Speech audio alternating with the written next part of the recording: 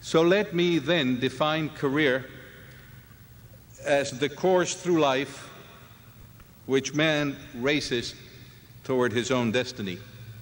And that's what I want to talk to you about. As students, and I still am, all of us attempt to perform a self-diagnosis in terms of what career to pursue. Medical students are so terribly preoccupied and so overwhelmed with the volume of work and data and knowledge that they hardly have any opportunity to entertain abstract, introspective self-analysis and planning. And besides, if you will allow me, they consider it soft anyway. That's a reality of life. Somewhere along your third year, you try to define what portion of medicine you like best. And in this endeavor, it seems medical students spend most of their self-definitional hours. What type of residency to pursue? It has always appeared to me that there are many questions that need to be introspectively teased apart, dissected out, that truly affect that course through life that you're going to call your career, besides the matter of specialty training. I fully realize that the time in which man entertained and pursued a broad career of multidisciplinary endeavor has pretty well passed. To be a grand philosopher, architect, physician, such as in the time of Imhotep, is probably impossible today. And those of us who still hanker and thirst for what Renaissance men stood for and their intellectual broadness and endeavor are looked perhaps as anachronistic and somewhat, in today's definition, impractical. And the reality is indeed specialization. I understand, therefore, and do not criticize in the slightest, the preoccupation of trying to define that choice as early as possible. Nevertheless, I believe very strongly that self-diagnosis must include what kind of physician one wants to be, as well as what type of physician or what is our choice of specialty. The question to ask yourself introspectively so that you fit in the right niche when you create it for yourself is, are you academically inclined or not? For real now. Are you academically inclined or not? Do you function better as a person in large groups or in small groups? That definition is going to affect your practice if you do it for real. How do you handle the problems of others? Are you impatient or are you patient in terms of people's complaints? Are you an individual who is fulfilled by quick outcomes, or can you await results? That will indeed affect your specialty. How comfortable are you in the one-to-one encounter? Because that is the classical consequence of medicine, you know, to go ahead and hold the hand of the patient and together tease apart what the story is. And we call that a history. How comfortable are you in that one-to-one encounter, the ancient tableau of medicine? How tolerant are you of the mundane ills or the perceived ills of men in terms of being a primary care physician? How comfortable are you with that?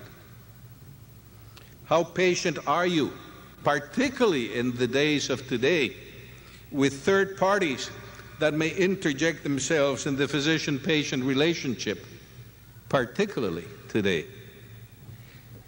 If you ask those questions, if you bring them to yourself, sort of bare yourself to yourself a little bit, they're intended to see what kind of physician one thinks one is, as we answer the question on how you're going to pursue your specialty training.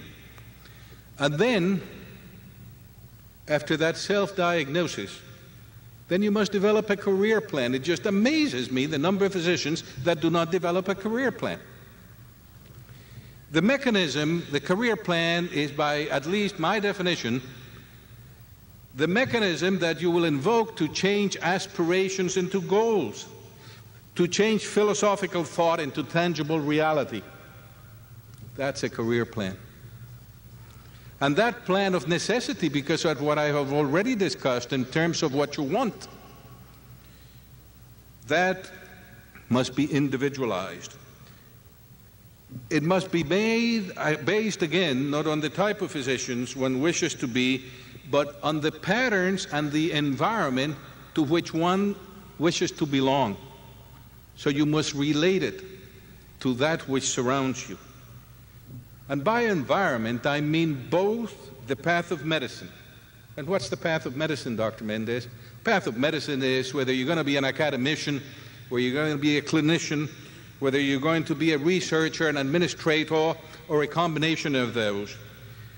And besides the path, you must relate it to the milieu, to the environment, to that which surrounds you. And what is that, Dr. Mendez? That is whether that's going to be a medical center, whether that's going to be a medical school, whether that's going to be a community clinic, whether, again, in today's thought, that is going to be a corporation, or whether it's going to be a laboratory. In order to understand the reality of the environment and the rhythms of a career, one must have dialogue.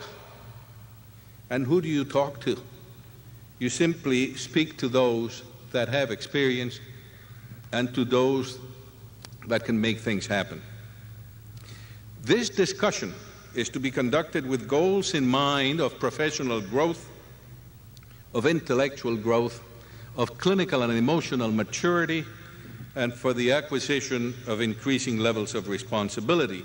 It is a moment now, as you finish your base career in medicine, it is a moment for one to seek out someone known, someone trusted, someone who can guide and assist you in conducting that dialogue. This individual, sometimes known as a mentor, will offer encouragement and give support as you make those crucial decisions in your life's work. I still serve that way for a group of people. And remember, it is perfectly acceptable to be unsure. For those of you that have decided that you cannot as yet make up your mind in terms of specialty training, that's okay. People will tell you you're going to be behind your peers. Pay no attention to that at all. It makes no sense. I was a general practitioner for 2 years before I ever became an internist. I'm certainly, and I believe, a better internist for having been a general practitioner for that length of time, and I was one heck of a more mature resident. So if you need time to be able to do that, do that. It really doesn't make any difference about this business of being behind your peers. There is a tremendous preoccupation about that in young people, and some of the most important time that I spent were indeed those years in general practice before I went on to my residency. Early orientation to finish excellent quality graduate medical education and receive the imprimatur of the boards is much the same for all specialties. I really don't differentiate among them, and in my judgment quite proper. So I'm not detracting from that. I'm simply adding to it in terms of your own personal planning. Subsequent to that, laying out that plan for yourself, there is great variability in terms of action. My experience with military medicine taught me that people who do the best usually have the flexibility necessary to try something new as their professional maturity advances. Interestingly, my years following the military in the private and public sector reveal the same thing, and that is that the application of flexibility is actually what you want if people are going to lead things. Let me give you a personal example. If you would have told me when I finished my residency that I was to be a happy hospital commander, even of such a place as Walter Reed Medical Center, I would have told you that you did not know me. The only thing that I wanted to do was to practice clinical medicine, pass my boards.